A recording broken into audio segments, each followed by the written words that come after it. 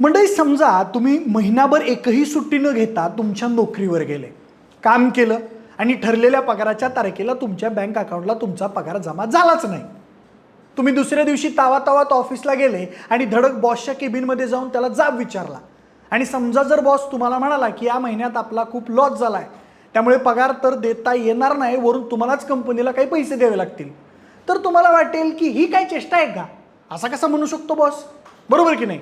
सहसा नोकरीच्या क्षेत्रात असं कधी होत नाही, पण मंडळी तुम्हा आम्हाला दर 1-2 वर्षांनी टीव्हीवर एक बातमी हमखास दिसते, ती म्हणजे कांद्याला अत्यंत कमी भाव मिळाल्यामुळे शेतकरी अडचणीत. आता सध्याही न्यूज चॅनल्सवर कांद्याचे भाव पडल्याच्या बातम्या सुरू आहेतच. शेतकरी प्रचंड अडचणीत आलेले आहेत आणि राज्यभरात सरकार विरोधी आंदोलन सुरू आहेत. तर मंडळी मी अगोदर तुम्हाला तुमच्या पगाराचं जे उदाहरण दिलं तसाच प्रकार शेतकऱ्यांसोबत अधूनमधून घडत असतो. आत्ता तर 20 रुपये प्रति किलो उत्पादन खर्च केलेल्या कांद्याला 50 पैसे प्रति किलो असा भाव एका शेतकऱ्याला मिळाला आहे. म्हणजे 600 किलो कांदा विकल्यावर शेतकऱ्याला फक्त 300 रुपये मिळाले. उत्पादनाचा, मशागतीचा आणि वाहतुकीचा खर्च वेगळाच. आता यामागे नेमकी काय कारणं आहेत? बाजारात तर कधी 20, कधी 50, तर कधी 100 रुपये किलो असलेला कांदा तो पिकवणाऱ्या शेतकऱ्यालाच का रडवतो? या परिस्थितीला नेमकं कोण जबाबदार आहे आणि यावर नेमके उपाय काय आहेत, अशा सर्वच प्रश्नांची उत्तर आपण आजच्या या व्हिडिओमध्ये जाणून घेणार आहोत. नमस्कार, मी प्रथमेश आणि तुम्ही पाहताय विशेष भारी. म्हणजे व्हिडिओला सुरुवात करण्यापूर्वी एक गोष्ट आवर्जून सांगतो की आपल्याला माहिती आहे आता 10वी-12वीच्या परीक्षांचे निकाल लागलेले आहेत. आता ज्यांना मनासारखे मार्क मिळालेत त्यांचं तर पुढे काय करायचं हे कदाचित ठरलं असेलच, मात्र ज्यांना मनासारखे मार्क्स मिळाले नाहीत किंवा मिळूनही पुढे काय करावं हे लक्षात येत नसेल, तर अशा विद्यार्थ्यांसाठी विशेष भारीने एक ऑनलाईन करिअर मार्गदर्शन कार्यशाळा सुरू केली आहे. 10वी-12वी नंतर कुठल्या शाखा असतात, कोणत्या ऑफबीट करिअर ऑप्शन्स आहेत, कुठल्या स्पर्धा परीक्षा द्यायच्या आहेत आणि भविष्यात करिअरसाठी कुठलं क्षेत्र चांगलं आहे किंवा भविष्यात कुठल्या करिअरसाठी कुठल्या क्षेत्रात जास्त संधी आहेत, या सगळ्याच प्रश्नांची उत्तरं आम्ही या तुम्हाला कार्यशाळेत देणार आहोत. यामध्ये सहभागी होण्यासाठीची लिंक डिस्क्रिप्शनमध्ये दिलेली आहे. तेव्हा तुम्हाला किंवा तुमच्या ओळखीतील कुणाला या कार्यशाळेची मदत होईल असं वाटत असेल तर ती लिंक नक्की शेअर करा आणि आत्ताच रजिस्टर करा. आता व्हिडिओला सुरुवात करूया. म्हणजे काही दिवसांपूर्वी सोशल मीडियावर एका शेतकऱ्याचा फोटो व्हायरल झाला होता, ज्यात त्यानं कृषी उत्पन्न बाजार समितीची पावती दाखवली होती. त्या शेतकऱ्यानं कृषी उत्पन्न बाजार समितीत 12 क्विंटल कांदा विक्री केला होता. त्याचे थोडेफार पैसे मिळतील आणि पुढील पेरणीसाठी मदत मिळेल एवढीच त्याची अपेक्षा होती. मात्र 1200 क्विंटल कांद्याचा त्यांना चक्क 1 रुपयाही मिळाला नाही आणि वरून त्यांनाच बाजार समितीला 1 रुपया द्यावा लागला. ही घटना म्हणजे शेतकऱ्यांना बळीराजा म्हणणाऱ्या व्यवस्थेची आणि सर्व शेतकरी कुटुंबांची थट्टाच होती. दिवस रात्र एक करून थंडी वाऱ्याची तमा न बाळगता शेतकरी कांदा लागवडीसाठी कष्ट करतो. त्याच्या उत्पन्नावर मुलांचं शिक्षण, दवाखाना, इतर मूलभूत खर्च अवलंबून असतो. तो जर अशी थट्टा करू लागला तर शेतकऱ्यांनी नेमकं जगायचं तरी कसं, असा प्रश्न उपस्थित राहतो.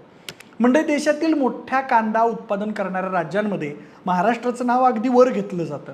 विशेषतः नाशिक, अहमदनगर, पुणे, सोलापूर, जळगाव अशा भागांमध्ये मोठ्या प्रमाणावर कांद्याचं उत्पादन होतं.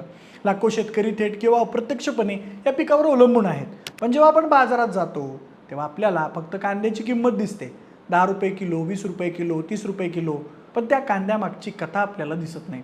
बाजारात येण्यापूर्वी त्या एका कांद्याने खूप मोठा प्रवास केलेला असतो, कारण कांदा कायम घरात ठेवता येत नाही. साठवणूक करायची तर त्यालाही खर्च आहे, जास्त दिवस ठेवला तर खराब होण्याचा धोका आहे. मग काही शेतकरी कमी भावात विकतात, काही परत घेऊन जातात, काही रागाने बाजार समितीतच बसून राहतात आणि काही जण पत्रकारांसमोर एक वाक्य बोलतात, इतकी मेहनत करूनही आम्हाला काहीच मिळत नाही. आता प्रश्न असा आहे की बाजारभाव एवढा खाली का जातो? कारण पहिल्या नजरेत सामान्य माणसाला वाटेल की लोक रोज तर कांदा खातात, म्हणजे मागणी कमी नाही, मग भाव पडतो कसा? याचं उत्तर थोडं गुंतागुंतीचं आहे, कारण शेती फक्त मेहनतीवर चालत नाही, ती बाजारावरही चालते. एका वर्षी एखाद्या शेतकऱ्याला कांद्याला चांगला भाव मिळतो, ही बातमी सगळीकडे पसरते. पुढच्या वर्षी मग अनेक शेतकरी विचार करतात, अरे यावेळी आपण कांदा करूया, आणि अचानक मोठ्या प्रमाणावर कांद्याचं उत्पादन वाढतं. आता बाजारात माल जास्त येतो, मग मागणी तेवढीच असते आणि मग सुरू होतो भाव पडण्याचा खेळ. आता एक गोष्ट लक्षात घ्या, बाजारात कोणत्याही वस्तूचा पुरवठा अचानक वाढला आणि मागणी तितकीच राहिली तर किंमत खाली येते. हा नियम फक्त कांद्यालाच लागू होत नाही, तर जवळपास प्रत्येक वस्तूला लागू होतो. पण मग प्रश्न असा आहे की सर्वात मोठा फटका नेहमी शेतकऱ्यालाच का बसतो? कारण शेतकरी आणि बाजार यांच्यामध्ये अनेक थर असतात. शेतकरी शेतात कांदा उगवतो, मग तो बाजार समितीत येतो, तिथे व्यापारी असतात, लिलाव असतो, वाहतूक असते, साठवणूक असते, घाऊक बाजार असतो, किरकोळ विक्रेते असतात आणि शेवटी ग्राहक असतो. मधल्या या संपूर्ण साखळीत अनेक गोष्टी घडतात. समजा एका शेतकऱ्यानं कमी भावात कांदा विकला, पण काही दिवसांनी शहरात तोच कांदा ग्राहकाला जास्त दराने मिळतो. तेव्हा सामान्य माणसाच्या मनात प्रश्न येतो, जर शेतकऱ्याला कमी पैसे मिळत असतील तर मग मधले पैसे जातात कुठे? आणि तीच सुरू होते मोठी चर्चा. काही लोक म्हणतात दलाल व्यवस्था जबाबदार आहे, काही लोक म्हणतात साठवणुकीची व्यवस्था अपुरी आहे, काही लोक म्हणतात सरकारची धोरणं कारणीभूत आहेत, तर काही जण म्हणतात जागतिक बाजारही त्यामागे कारणीभूत असतो.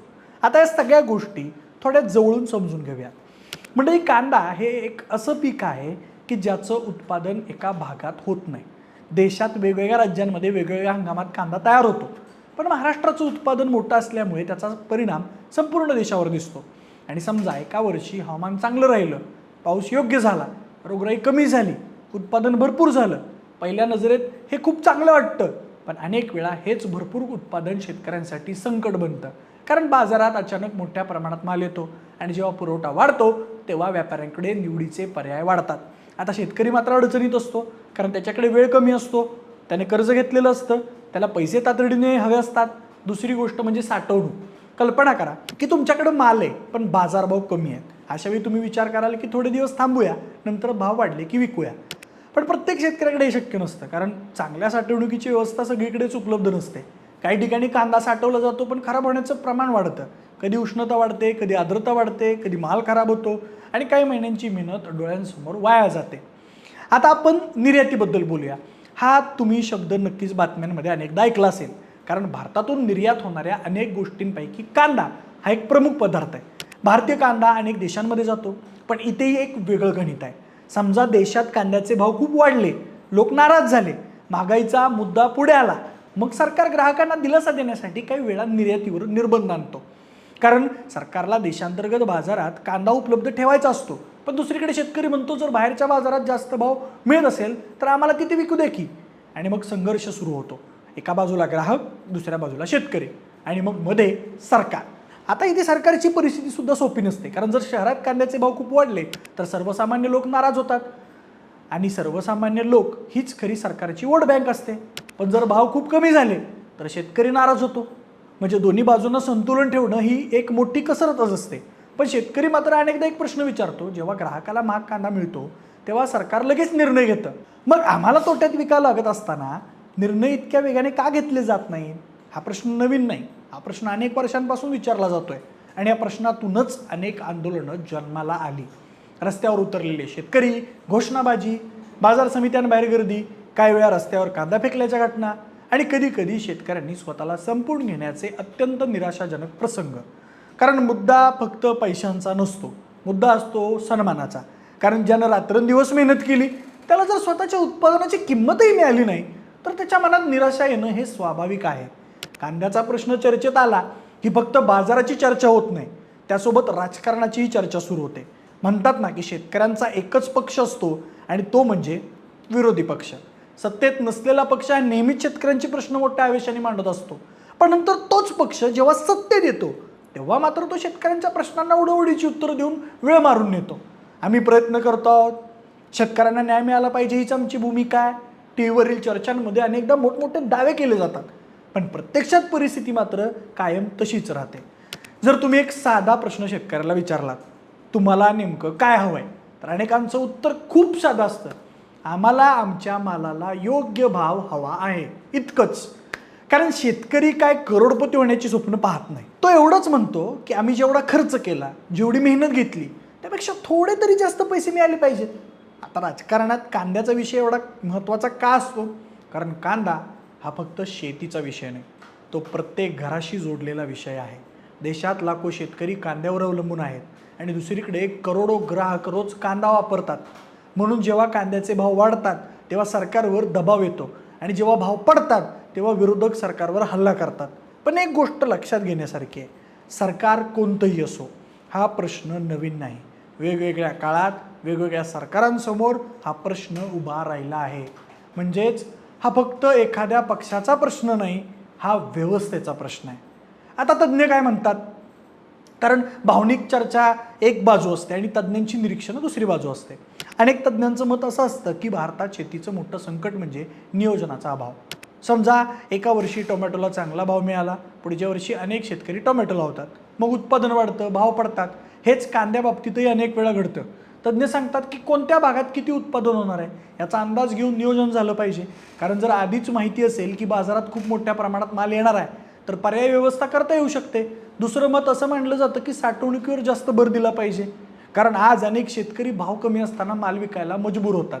जर त्यांच्याकडे सुरक्षित साठवणूक असेल तर ते थोडा वेळ थांबू शकतील. आणखी काही तज्ज्ञ म्हणतात की फक्त कच्चा कांदा विकण्यावर अवलंबून राहणं कमी झालं पाहिजे. कारण जगात अनेक ठिकाणी कांद्यावर प्रक्रिया केली जाते. कांदा पावडर, सुकवलेला कांदा, प्रक्रिया केलेली उत्पादनं अशा गोष्टींमुळे शेतकऱ्यांना वेगळे पर्याय मिळू शकतात. काही तज्ज्ञ तर थेट सांगतात की समस्या उत्पादनात नाही, समस्या व्यवस्थापनात आहे. कारण एका बाजूला शेतकरी कमी भावाने माल विकतो आणि दुसऱ्या बाजूला ग्राहक महाग भावाने माल घेतो. म्हणजे मध्ये कुठेतरी व्यवस्था कमकुवत पडते. आता एक क्षणासाठी आपण आकडे, राजकारण आणि तज्ज्ञांची मतं बाजूला ठेवूया आणि फक्त एका शेतकऱ्याच्या आयुष्याचा विचार करूया. समजा एका घरात 4 माणसं आहेत. घरात वृद्ध आई वडील आहेत, मुलांच्या शिक्षणाचा खर्च आहे, कर्जाचे हप्ते आहेत, दैनंदिन खर्च आहेत आणि त्या घराचा मुख्य आधार म्हणजे शेती आहे. आता जर कांद्याला योग्य भावच मिळाला नाही तर त्याचा परिणाम फक्त शेतीवर होत नाही, तो घरावर होतो, मुलांच्या शिक्षणावर होतो, भविष्याच्या निर्णयांवर होतो आणि अनेक वेळा मानसिक तणावावरही होतो. कारण तोटा हा फक्त आर्थिक नसतो मंडळी, तो भावनिक असतो. तुम्ही कदाचित अनेकदा बातम्यांमध्ये एक वाक्य ऐकलंच असेल, शेतकरी हा देशाचा पोशिंदा आहे. हे वाक्य आपण सहज बोलतो, पण कधी कधी प्रश्न पडतो, जर पोशिंदाच अडचणीत असेल तर मग संपूर्ण व्यवस्थेनं स्वतःला प्रश्न विचारायला हवा का? कारण देशाला अन्न देणारा माणूस जर स्वतःच्या कष्टाचं मूल्य मागत असेल तर ती खूप मोठी गोष्ट नाही, तो हक्क आहे. आता पुढचा प्रश्न असा आहे, यावर उपाय नेमके काय असू शकतात? फक्त आंदोलनं, आरोप आणि भाषणं करून हा प्रश्न सुटेल का? की काही वेगळा मार्ग शोधावा लागेल? कारण अनेक वर्षांपासून आपण एकच गोष्ट पाहतोय, कांद्याचे भाव वाढतात, चर्चा होते, कांद्याचे भाव पडतात, चर्चा होते, शेतकरी आंदोलन करतात, चर्चा होते, सरकार निर्णय देतं, चर्चा होते आणि काही काळानंतर पुन्हा तीच परिस्थिती फिरून फिरून फिरून फिरून परत येते. मग प्रश्न असा आहे की आपण फक्त परिणामांवर बोलतोय की मूळ समस्येकडे पाहतोय? कारण घराच्या भिंतीला पुन्हा पुन्हा तडा जात असेल तर फक्त रंग लावून उपयोग नसतो, पाया मजबूत करावा लागतो. काही लोक म्हणतात शेतकऱ्याला किमान हमीभावासारखी मजबूत व्यवस्था मिळायला हवी, जेणेकरून बाजारभाव कितीही खाली गेला तरी शेतकऱ्याला एका मर्यादेपेक्षा कमी पैसे मिळणार नाहीत. कारण सध्या अनेकदा परिस्थिती अशी होते की शेतकरी तोट्यात माल विकतो. दुसरा उपाय म्हणजे साठवणूक व्यवस्था मजबूत करणे. कारण आज अनेक वेळा शेतकऱ्यांकडे पर्यायच नसतो, माल तयार झाला की विकावाच लागतो. पण जर त्याला योग्य साठवणूक मिळाली तर तो बाजारात कमी भाव असताना सुद्धा थांबू शकतो, त्याला निवडीची ताकद मिळू शकते. कारण अनेकदा समस्या मालात नसते, समस्या वेळेत असते. जेव्हा लाखो क्विंटल माल एकाच वेळी बाजारात येतो तेव्हा भावावर दबाव येणारच. आणखी एक उपाय म्हणजे प्रक्रिया उद्योग वाढवणे. कारण प्रत्येक कांदा फक्त भाजी बनवण्यासाठीच वापरला गेला पाहिजे असं नाही. जगभरात अनेक प्रकारे शेती उत्पादनांवर प्रक्रिया केली जाते. म्हणजे जर ताजा माल लगेच विकला गेला नाही तर त्याचे इतर पर्यायी उपलब्ध राहतात. काही जण म्हणतात बाजारातील माहिती अधिक वेगानं आणि पारदर्शकपणे शेतकऱ्यांपर्यंत पोहोचली पाहिजे. कारण समजा शेतकऱ्याला आधीच माहिती असेल की कुठल्या भागात किती माल येणार आहे, कुठं मागणी जास्त आहे, कुठं भाव चांगले आहेत, तर त्याचे निर्णय नक्कीच बदलू शकतात ना. पण या सगळ्यापेक्षा एक मोठा प्रश्न आहे, तो म्हणजे विश्वास. कारण अनेक शेतकरी असं म्हणतात की आम्हाला फक्त घोषणा नकोत, आम्हाला टिकणारे उपाय हवेत. कारण राजकारण्यांची भाषणं ही अनेक वर्षांपासून ऐकली जात आहेत, हमीभावाची आश्वासनही अनेक वेळा दिली गेलेली आहेत. पण जेव्हा बाजारात कमी भाव लागतो तेव्हा शेतकरी पुन्हा त्याच ठिकाणी उभा राहतो. आज महाराष्ट्रातील अनेक शेतकरी हाच अनुभव घेत आहेत. त्याची मेहनत करायची तयारी हो, त्यांच्या हातात अनुभव आहे, पण फक्त बाजार त्यांच्या हातात नाही.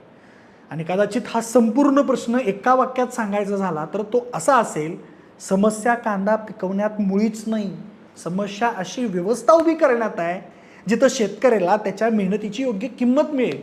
आणि जर असं झालं नाही तर हळूहळू शेती करण्याचं प्रमाण कमी होत जाईल आणि ते अजूनच वाढत जाईल. शेतकऱ्यांची पोरं म्हणतील शेतीपेक्षा शहरात जाऊन डिलिव्हरीचं काम करून जास्त पैसा कमवेल मी. शेती शाश्वत आहे, पण जर सरकारच्या नियोजन शून्य कारभारामुळे शेतकरीच शेती सोडू लागला तर उद्या प्रश्न फक्त कांद्याचा राहणार नाही, प्रश्न आपल्या ताटातल्या प्रत्येक घासाचा असेल.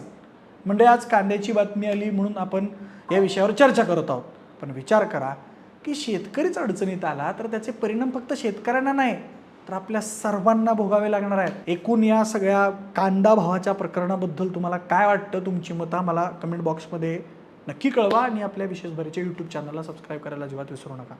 धन्यवाद.